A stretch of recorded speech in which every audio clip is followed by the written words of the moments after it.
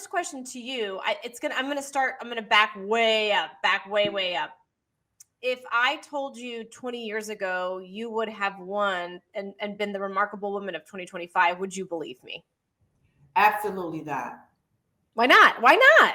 The reason why I wouldn't believe you is because I was so unsure of what life had to hold for me. I was still becoming, Dr. Kim Carter-Tillman, who I am today, and I didn't know how to navigate the world the way that I've learned over time, of course.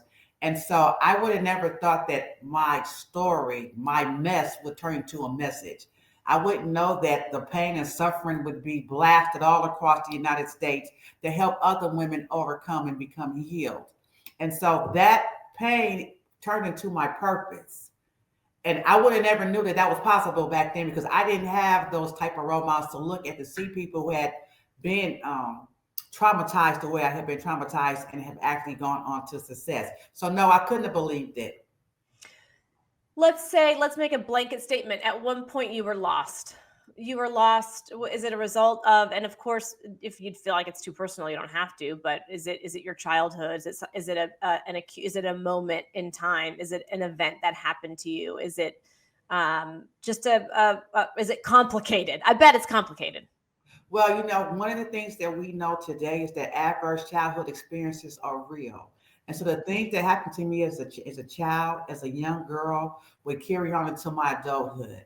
And it wasn't pretty and it wasn't nice. And I had to endure things that no little girl should have to endure at 5 and 6 years old. The good news is that I was able to come into a process where I was able to get some therapy. I was able to get some processes that allowed me to know that I was not the worst thing that ever happened to me. And that actually the little girl inside of me, she did want to live. And she wanted to live without drugs and alcohol to cover the pain. And she wanted to live outside of any cage of institutions, but she wanted to live freely. And so I needed to allow her to grow up. And she needed to grow up in a healthy fashion. So I became the vessel for how to heal and to overcome childhood trauma.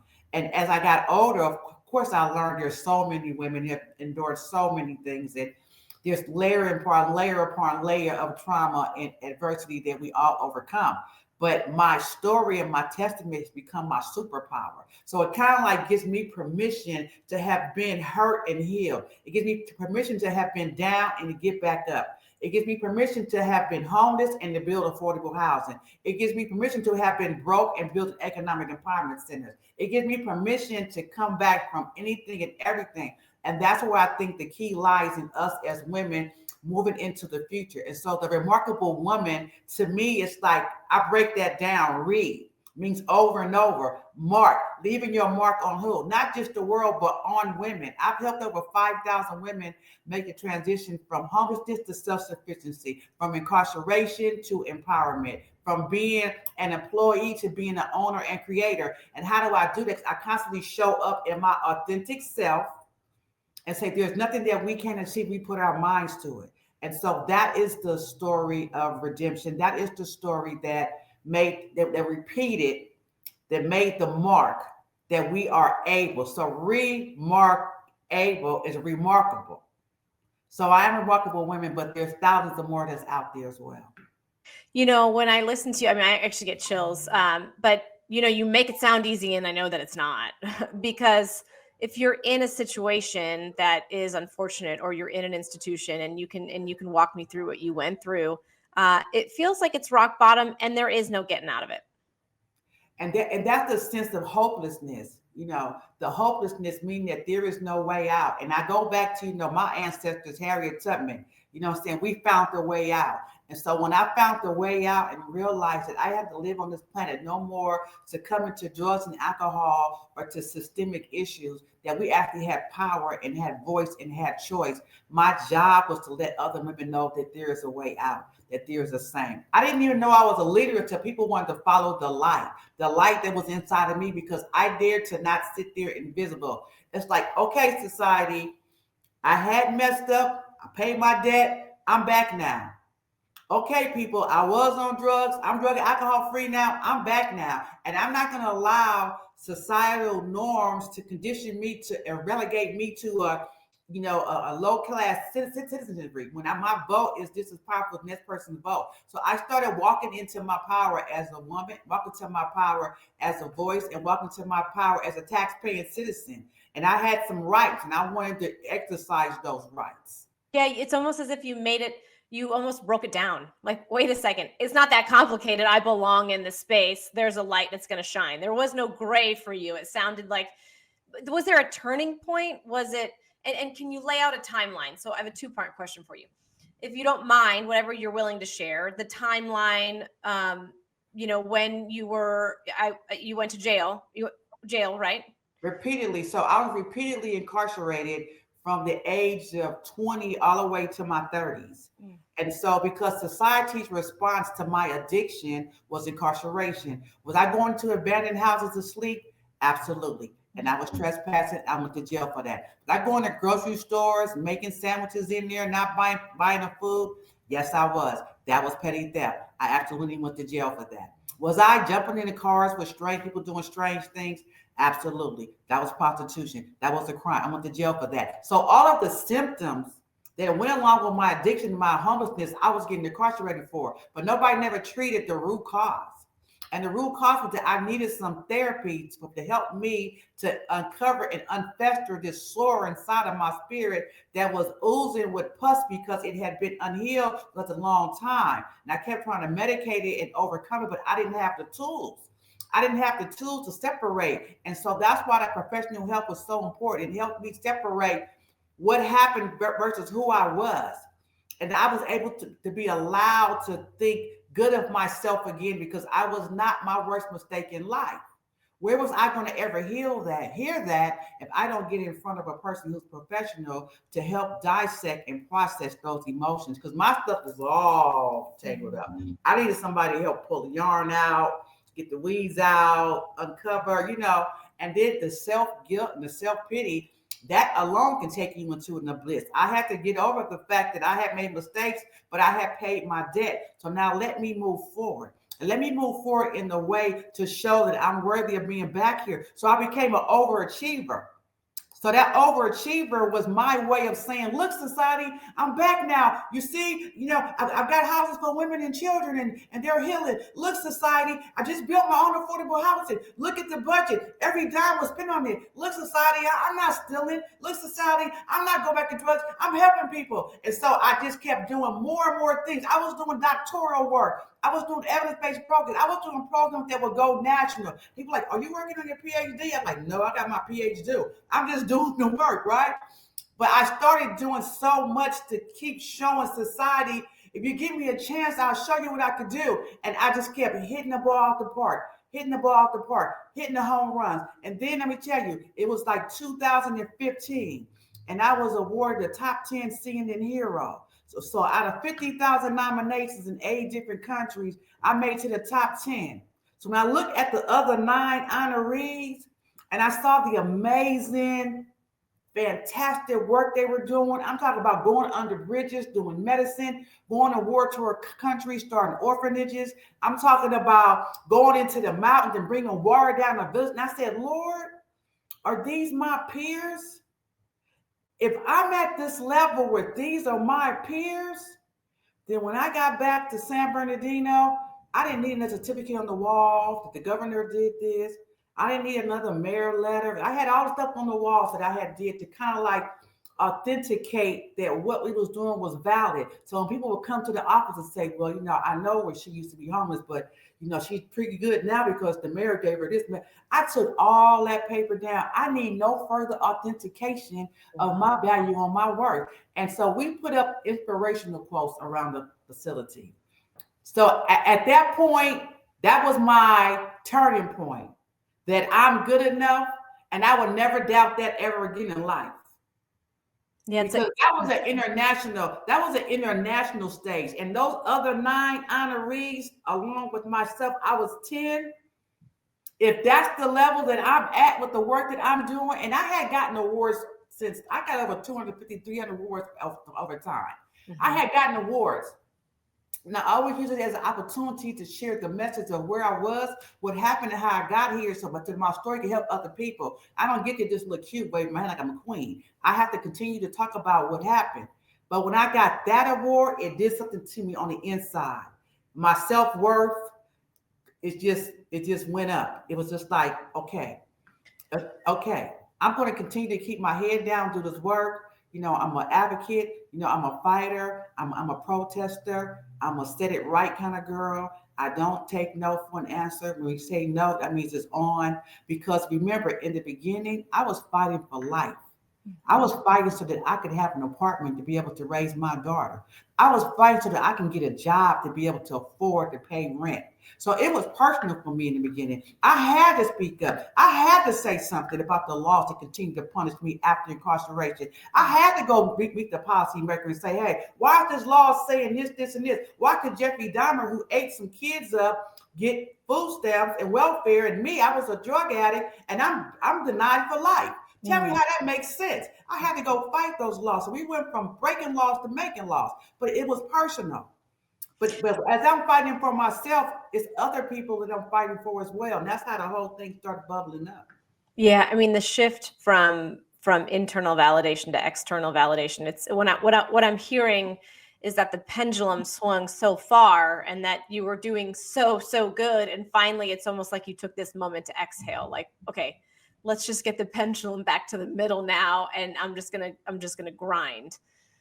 So when you say you took everything off the walls and you just wanted to focus on the messaging, why is that so important? When you take the time to talk to me, you don't have to. You've already gotten all the awards. You're going to get more awards whether or not you do this segment with me anyways. But you took the time to do it. So why? Because I feel like these opportunities for me to get the message of hope out. I want, like, I did a show with another individual, and I really wanted her to understand that right now I'm in an economic center called the Bebop Center, and we help women to build, grow, and scale investable businesses. I started out with homeless women, but as my life continues to evolve, I see how I can help more and more women. And right now, I feel with the way the world is, it's more important now for women to stand on their own financial feet than any other time in this nation. I feel right now that we don't have the right over our own bodies, we have the right over our own money. And then when that happens, we're going to be succumb to a second class citizenry. So my whole thing is, why not help people to build, grow, and scale these investable businesses? But now, when I started doing the work, I learned the data that less than 2% of all VC capital even goes to women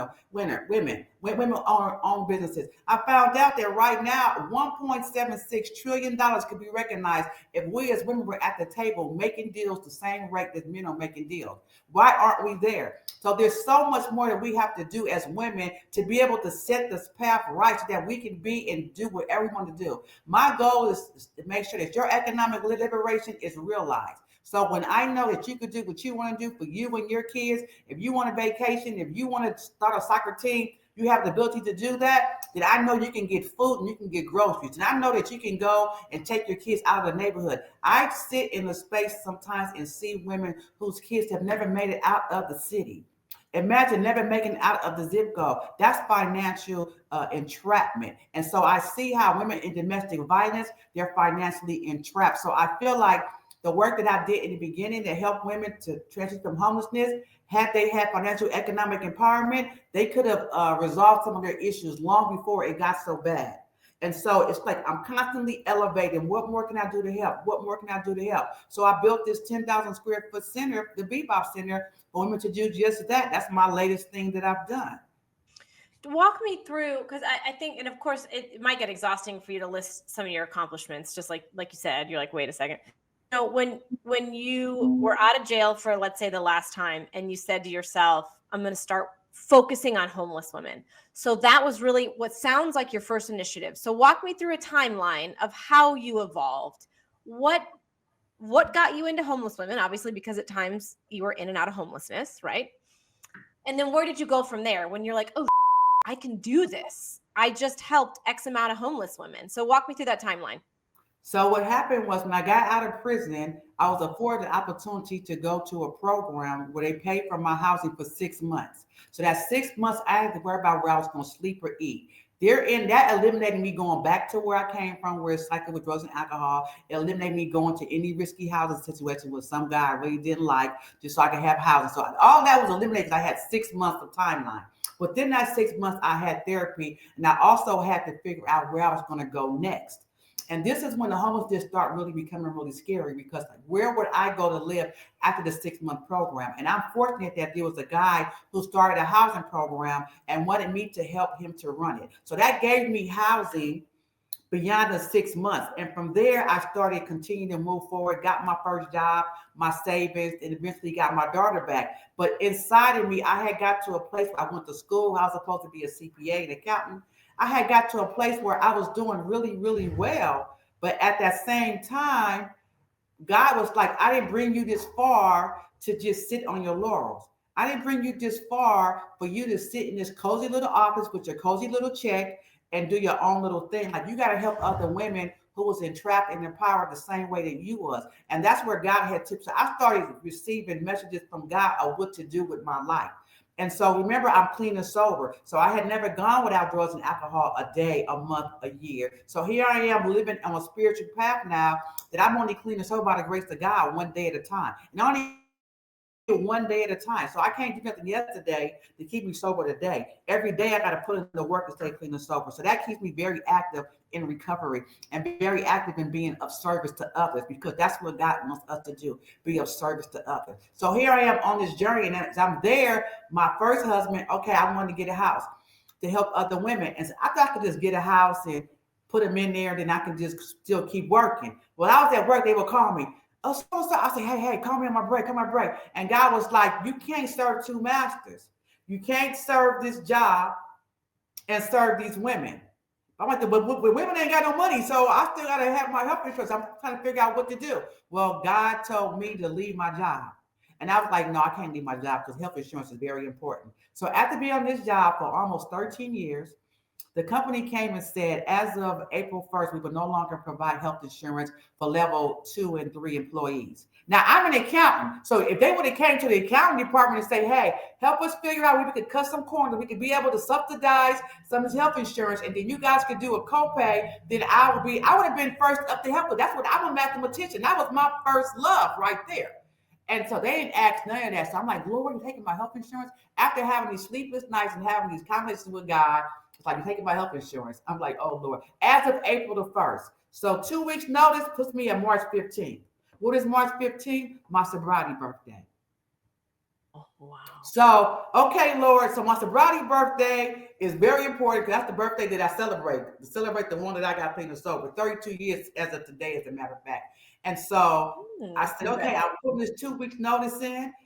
As of April the 1st, the one thing I'm holding on to is health insurance. It's no longer going to be on the table, and we'll see where it goes. And immediately I started running into the challenges of, the neighbors don't want you in the neighborhood. What you mean you want us in the neighborhood?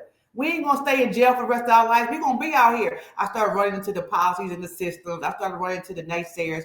And as I felt that opposition, it just built my resolve, my determination even more. Mm-hmm. And so I went head first into, just challenging the status quo. And then I went public with it. I wasn't keeping secrets. Oh, we're going to do a press conference. We're going to go on the radio. We're going to go on the television. We're going to go on the films. I'm telling you, I'm going to go to Sacramento. I'm going to go to Philadelphia. I'm going to go to Washington, D.C. So they saw that, oh, my God, Kim Carter, she ain't no joke. She's not just going to stay here locally and accept this abuse. She's going to put us on blast. And politicians do not want to be embarrassed.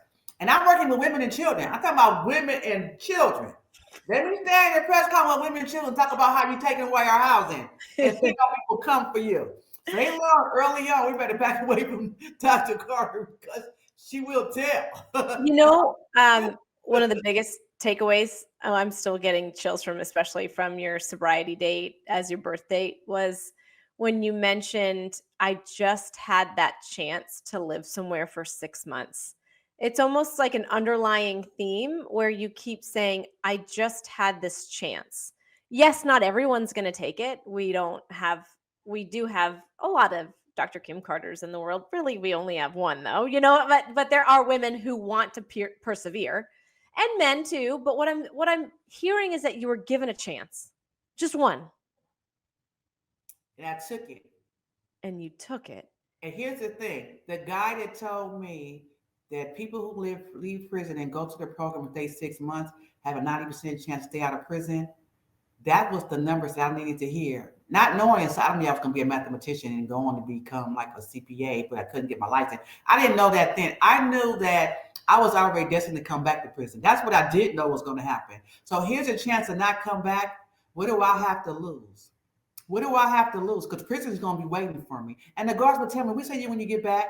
And I'll be like, you ain't going to see me. But yeah, you will, because I was coming back for every holidays, every birthdays, every everything. But that 6 months gave me a chance to learn how to live again without using drugs and alcohol to deal with the pain and the suffering, and to be able to continue to unravel and unpeel that onion and get into root causes and understanding my role in some of that, understanding my participation in some of that drama. And some of it I was a victim, some of it I was a willing participant. So what was going on with the mindset? I had to take responsibility for myself. So when I started doing that, I realized there was power in me owning up to me and loving myself and forgiving myself. But it also goes back to the theme when you and I first started this conversation, is that it everything is more complicated than it needs to be. There are all these policies where no one's getting even the 6 month chance. And at the very beginning of our conversation, it was like you made what could be a hugely complex situation, a young girl who had suffered severe trauma and there was no one there to help her. But what that young girl needed was just a small opportunity. And if you give people small opportunities, then they'll take a mile, right? But there's so many policies in the way. It sounds like it's your life mission to break down these policies. Not everyone's going to take it, right? You're right. Not everyone's going to take it. But 90%, that 90% statistic that you mentioned means a lot of people are going to take it. Exactly. And that's why it's called time for change. Because you decided it was time to change. But where are you going to change at? I want to provide the place for you to come and make that change. I want to provide the tools to help you navigate the inside so you can go ahead and make that change. That's what I want to provide. And then I want to get you on a pathway where you can be the best mom that you can be to your children. And I want to make sure you're in an environment that is free of drugs, alcohol, and violence, and full of opportunity and education and resources. And then they're going to get you on a path where you understand that your role is to give back and that you have to be there for the next sister because each one reach run. So that's why the women are so connected to Time for Change Foundation, is because we have this thing inside where we reach out to another, because that's where we find our purpose and value, is in helping other people. It's not about how many awards I get. It's about how many people I can help. And if the award gives me an opportunity to speak from a stage about what's going on, to be able to have a call to action, yes, we need more help. I'm looking for people to dial in right now. The number is 909-886-2994. Please go to the website, www.timeforchangefoundation.org. Go to the Bebop website, www.bebopcenter.com. Please do that. Help a young entrepreneur get her first investment so she can go ahead and grow that business. So that way her community and her family is going to be all well off, not just generation, but even for the next. Help a young sister who is a struggling mom with a job to get that first vehicle. Do you know what difference a car makes? Mm-hmm. A mother with 3 kids in her own apartment with her own job. Do you know what a vehicle does? How much time is saved? How much access to children activities those kids get because she's off the bus? We have car dealerships all year round at the year end. You can do something with those vehicles. Donate to a mom who's already went through a journey improving it. She's already highly fired up. She's already has tenacity. She's already working. She's already taking care of her kids. But what a difference a vehicle will make. It's the things like that.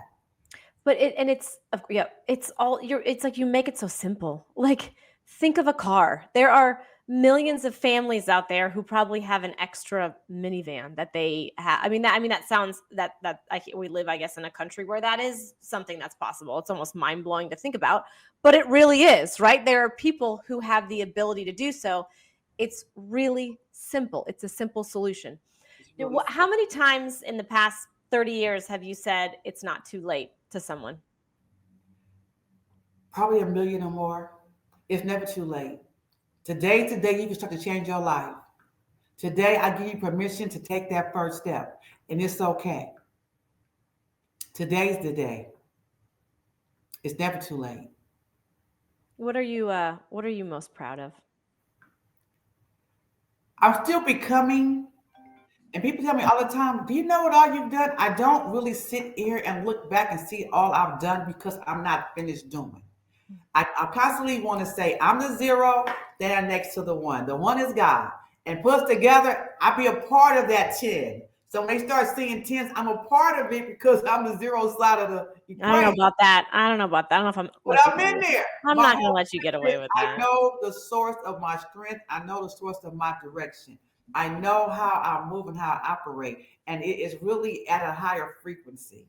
It's above the how can I attack this person? How can I set this person correct? It's about changing systems. It's about making impact that help thousands of people. People who would never know me are living their best life because of laws or policies that we've changed. We've changed policies with family unification. We've got 357 children from foster care back with their moms because of our housing programs. I used to wait for the housing authority to give us vouchers. Now I build my own affordable housing. I can't wait. So it's like, where did that come from? God said, build your own. So I know when he's told Noah to build the ark, I can understand what that means because I started building buildings without having no prior education on how to build. But being a mathematician, I knew how to manage that money to build the product. And we're in a beautiful space right now. And again, I'm just so mind blown because it's like a simple you say this is the solution, period. It's simple. It's not, well, I wish I knew how to build affordable housing. You said, well, I've got these tools, I'm gonna do it. It's like I'm almost speechless, and I'm very rarely speechless because I love talking. I guess I would say my last question would be, this campaign brings women to the forefront. It brings a spotlight to them. Why is that so important? Why is it important that you do take the time and talk to me? And why is it important that we run this and that we nominate women who are doing so much? And you've gotten the awards, but there's lots of things you've done that you haven't gotten an award for. But here's the thing what I think is so impactful, and I appreciate KTLA, Next Star, and all of the teams that come together to make that happen. Because when you lift a woman's work up, you also lift a woman's worth up. And again, we live in a society where right now we don't even have autonomy over our own bodies. And it's important that we continue to value women and lift women up. And when you lift up the work of a woman or the story of the woman, you empower other women. And as women take their rightful roles at the boardroom table, not at the job, at the building, take your rightful role. The policies and stuff that we make are going to make sense. See, a man will buy a two-seater car knowing he got 4 kids. A woman, she's going to buy that minivan. Yeah, I got a husband, so And I can then vouch when for women that. make more money, that money is spent in the community. She doesn't take the money and go spend it out of the country. She's spending the money right in her community. So when you have a local impact, when women are making more financial gains, the money is spent in the community, and there goes the investment in more libraries, more parks, more soccer teams, more ballet classes. It's all being inside. And when you see a city that's thriving because they have strong women who are leading the charge, they are making policies and they are making investment. Do you know women are investors? Women are now at the table making investment. We need to multiply that times 10. I look forward to women joining us. We have an investment team here. Join us to help us invest. I mean, you don't have to be a multi-million dollar person to invest. There's the 5,000 to 10,000, but the impact, not only your money back, but the impact in that woman's life with the business, and then in return your dollar, you get a win-win. It's two. You get to do good and do well at the same time. And we don't have to choose because why? We are women. So the women's story, the remarkable woman. First of all, can I tell you, I was just so shocked when I won, right? That I looks want you to know. nice. That looks nice. I was like, Jesus, don't let me have that ugly cry. Oh, No, Lord. you didn't. You kept on saying I want ugly cry, and I was like, you look great. Because I was holding it back. I didn't want to I was holding it back. I know. Because there are so many other remarkable women there. Number one, it's 125 remarkable women from all over the United States. Mm-hmm. And I've met a lot of those women, and those women are amazing, amazing. So I didn't go into that saying that I'm going to win. I didn't go into that thinking that I went in there to network. I went there, I want to be around some other powerful women because iron sharpens iron. Where are these powerful women? Let me rub elbows with them. Let me get around other people who are fantastic because it takes that to keep your energy up. You can't just be drained all day long. You got to be somewhere where your cup is getting put back into. And those women were that. They were electrifying. They was everything. And so it wasn't until I made it to the top 5, they went from 125 to 5. Woo, heart rate up, heart rate up. When it went, can you remember I'm a numbers girl? I was like, oh snap.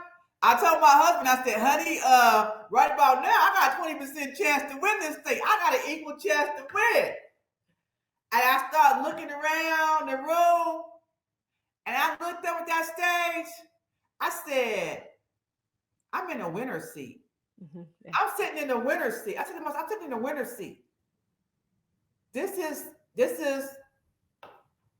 a winner's seat. I said that to myself. And the people at my table were all smiling and laughing because I just made it to the top 5 and all that. I got to fight that. And everybody know I love checks. I love checks. When I get checks, I get excited. Know why? Because checks do make a difference. Because of checks, I can build more affordable housing. Because of checks, I can get more kids. Because of checks, I can help more women with their businesses. So when I get checks, I like a Christmas tree. Check, check, check, check, check, check, check, check, check, check. And so that $5,000 check, I was happy with that $5,000 check because I love checks. And so when I got, we had the top 5, and when they said, to announce the one, and my teammates on the right hand side was like, hey, that's you. I was like, oh my God, I'm gonna get that check. I was so happy. I was so happy. As I was going through, I was like, okay, Lord, get it together, Lord. Don't let me get up to do the ugly cry. Come on, God.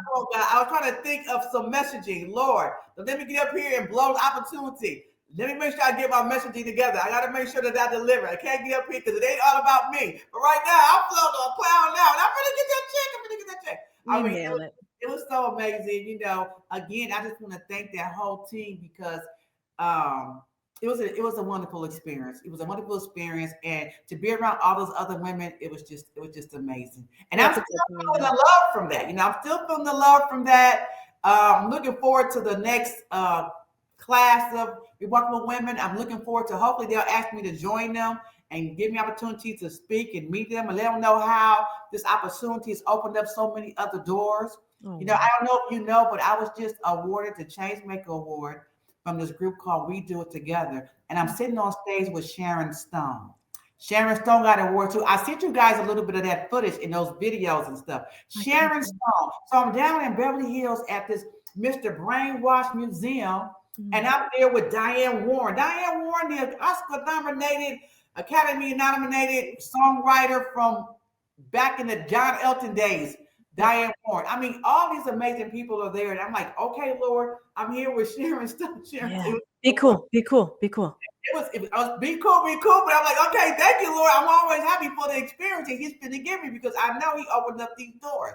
And to be at that museum is amazing. But I'll tell you, the We Do It Together people, they are a group of global women filmmakers from across the world. They have decided that no longer do they want to see men like Tarantino and them direct films of women, that they want to tell the story. They want to tell the story of women. They want women to be a subject and not an object in these movies.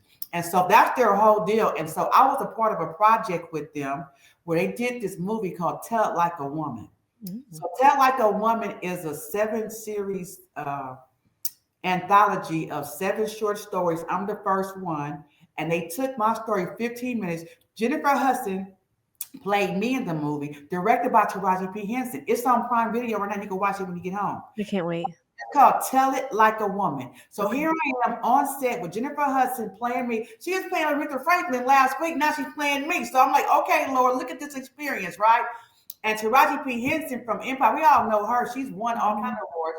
And I'm sitting there like, Lord, what about the story? And you know what the story was? The story was about the journey of leaving prison with that one chance to go to that program for the 6 months. Yep. And with that 6 months had led into. So when you talked about that part that stood out for you, the whole movie was about that. Well, that was it. That's it. Yeah. That's all you needed. That was all I needed. And in the mind and the mindset that I had then was never have had help, not believing this is help. And will I sabotage this help? Will I undermine myself in receiving this help because fear is setting in and I'm now going with strange people doing strange things for a strange reason? a strange reason like getting myself together. Yeah. I've never had that reason.